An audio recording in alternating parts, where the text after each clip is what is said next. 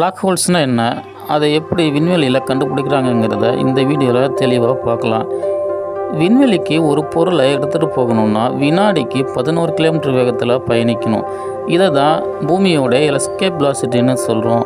இந்த escape velocity எதை சார்ந்து இருக்குன்னா ஒரு கிரகத்தோட நிறைய பொறுத்து இருக்குது. ஒரு கிரகத்தோடைய நிறை அதிகமாகும் போது அதோட எஸ்கேப் வெலாசிட்டியும் அதிகமாகும்.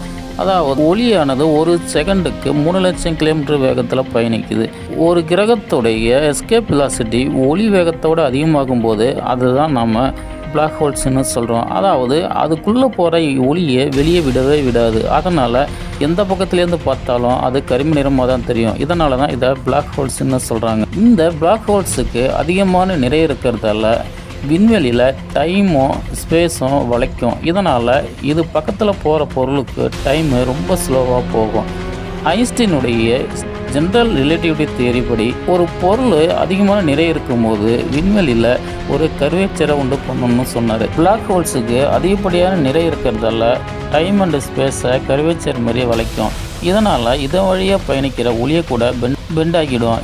இதன் மூலமாக இதை கவனிக்கும்போது நம்ம பிளாக் ஹோல்ஸ் இந்த இடத்துல இருக்குன்னு நம்ம கண்டுபிடிக்க முடியும். இது ஒரு வழி. இன்னொரு வழி என்னன்னு கேட்டிங்கன்னா பிளாக் ஹோல்ஸோடைய ஈவன் ஹரிசான்லேருந்து வரக்கூடிய எக்ஸ்ரேஸை நம்ம ஆய்வு பண்ணும்போது இந்த இடத்துல பிளாக் ஹோல்ஸ் இருக்குன்னு கண்டுபிடிக்க முடியும். அது என்ன ஈவன் ஹரிசான்?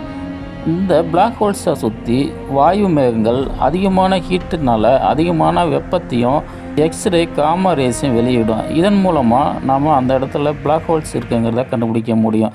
அது மட்டும் இல்லாமல் அதை சுற்றி இருக்கிற பொருள்கள் கண்ணா பின்னான்னு அங்கேயும் மூவ் ஆகிக்கிட்டே இருக்கும். அதாவது ரேண்டமாக இருக்கும். இதனால் அது பிளாக் ஹோல்ஸால் தான் உருவாகுதுன்னு நம்ம முடிவு பண்ண முடியும். தொலைதூரத்திலிருந்து வரக்கூடிய ஒளி இந்த பிளாக் ஹோல்ஸில் பட்டு வெளியே வரும்போது பிளாக் ஹோல்ஸ் ஆனது ஒரு லென்ஸை போல் செயல்படுது. இதனால் ரொம்ப தொலைவில் இருக்கிற கேலக்சியுடைய படத்தை மிக தெளிவாக நம்ம எடுக்க முடியும். நம்ம மில்கிவே கேலக்சிலையும் ஒரு பிளாக் ஹோல்ஸ் இருக்குன்னு 2019ஆம் ஆண்டு ஃபோட்டோ எடுத்து அசத்துனாங்க.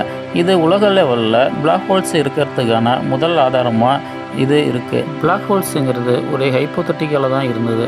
அதாவது பிளாக் ஹோல்ஸு இந்த பிரபஞ்சத்தில் இருக்கிறதுக்கு வாய்ப்பே இல்லைன்னு பல விஞ்ஞானிகள் சொன்னாங்க. ஆனால் ஒரு சில விஞ்ஞானிகள் இது ஸ்ட்ராங்காக நம்பினாங்க. பிளாக் ஹோல்ஸ் கண்டிப்பாக இருந்தே தீரும்னு. இந்த ஃபோட்டோ எடுத்தது மூலமாக ஒவ்வொரு கேலக்சி மத்தியிலையும் ஒரு பிளாக் ஹோல்ஸ் இருக்குது. அதுதான் எல்லா விண்மீன்களையும் கோள்களையும் இழுத்து பிடிச்சி இருக்குங்கிறது இப்போ உறுதியாக இருக்குது. இதே மாதிரி dark energy, dark matter, wormhole, white hole இதெல்லாம் ஹைப்போதட்டிக்கலாக தான் இருக்குது. இதையும் ஒரு நாளைக்கு இருக்கிறதுக்கான ஆதாரங்களை கண்டிப்பாக விஞ்ஞானிகள் கண்டுபிடிக்க தான் போகிறாங்க. இந்த வீடியோ ஃபுல்லாக நீங்கள் பார்த்து முடிக்கும்போது நீங்கள் பிளாக் ஹோல்ஸுங்கிறது என்ன, அது எப்படி உருவாகுது, அதோட ப்ராப்பர்ட்டிஸ் என்ன, அதை எப்படி விண்வெளியில் நம்ம கண்டுபிடிக்கிறோங்கிறத நீங்கள் தெளிவாக புரிஞ்சிக்க முடியும்னு நான் நம்புகிறேன். ஏதாவது டவுட்டு இருக்கிற பட்சத்தில் நீங்கள் கமெண்ட் பண்ணுங்கள். அதுக்கான தெளிவான விளக்கத்தை நான் கொடுக்க ரெடியாக இருக்கிறேன். ரொம்ப நன்றி. இந்த வீடியோ பார்த்து பிடிச்சிருந்ததுன்னா கண்டிப்பாக நீங்கள் சப்ஸ்கிரைப் பண்ணி சப்போர்ட் பண்ணுங்கள்.